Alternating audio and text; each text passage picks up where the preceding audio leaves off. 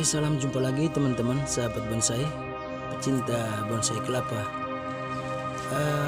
Pada kesempatan kali ini saya sedikit memberikan informasi mengenai bonsai kelapa, yaitu tentang bagaimana kita membuat agar batang atau bonggol dari bonsai kelapa kita itu bisa besar, teman-teman. Ini menurut versi saya ya, menurut versi saya. Maaf teman-teman, kebetulan rumah saya di pinggir jalan sini. Kalau ada kendaraan yang lewat bisa kedengarannya ribut ya. Jadi begini teman-teman, kalau menurut saya, untuk mendapatkan batang yang besar atau bonggol yang besar, paling tidak sebesar ini ya teman-teman, lumayan ini itu kalau menurut saya, yang pertama medianya harus subur teman-teman, medianya subur. Yang kedua teman-teman, pelepah ini jangan terlalu sering dipotong. Ini yang penting menurut saya teman-teman. Tangkai pelepah ini jangan terlalu sering dipotong. Semakin banyak pelepah, tangkai pelepah ini, dan semakin besar pangkal pelepah ini, otomatis dia akan membentuk batang ini semakin besar teman-teman. Sudah otomatis itu.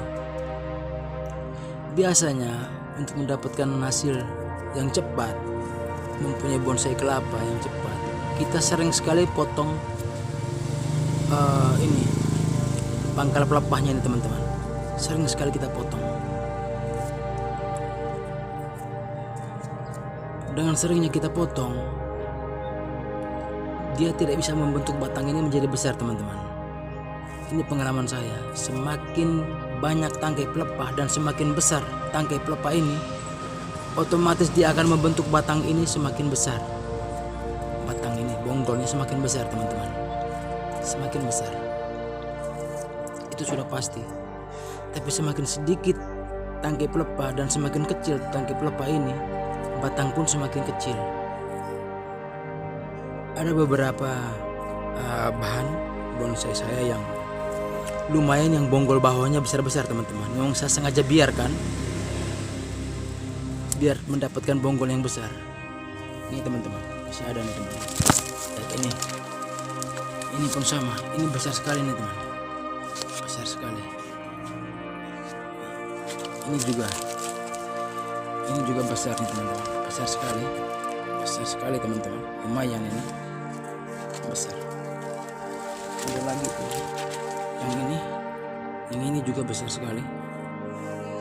Ini besar teman, sekitar ini. Ya, rata-rata sekitar ini teman-teman. Lumayan ini. Diameter sekitar ya 7-8 cm mungkin ini.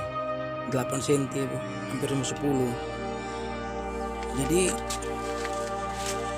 kalau menurut saya teman-teman, jangan terlalu pangkas, jangan terlalu sering potong ini pangkal pelepah ini teman-teman. Semakin sedikit dan semakin kecil pangkal pelepah ini, otomatis batang juga tidak bisa membesar teman-teman. Dia mengecil karena yang membentuk batang ini adalah tangkai pelepah ini teman-teman. Yang menjadikan batang ini besar ini adalah tangkai pelepah ini. Sehingga kalau kita biarkan tangkai pelepah ini banyak dan besar, otomatis dia akan membentuk batang ini menjadi besar. Tapi kalau kita biarkan atau kita sering memotong, sering pangkas tangkai pelepah ini, akhirnya tangkai pelepah ini menjadi kecil, menjadi sedikit. Batang ini pun tidak bisa membesar teman-teman, dia mengecil. Ini yang saya alami, yang saya pelajari selama ini sejak saya mulai bermain bonsai kelapa. Saya alami seperti ini teman-teman. Dan kalau semakin besar batang ini, otomatis ruang untuk bertumbuhnya akar semakin banyak teman-teman. Karena pangkal batang ini semakin besar, bonggolnya ini semakin besar. Dengan demikian semakin banyak ruang untuk keluarnya akar. Untuk keluarnya akar, teman-teman. Coba kalau batang ini kecil atau bonggol ini kecil, berarti ruang untuk tumbuhnya akar itu semakin sempit, semakin sedikit. Logikanya begitu, teman-teman. Ini menurut versinya saya ya. Gitu, teman-teman.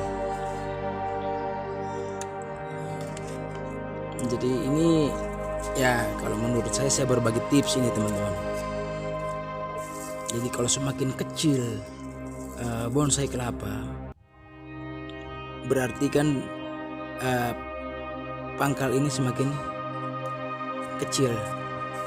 Ini tangkai ini juga semakin kecil, dan tangkai ini pun juga semakin berkurang.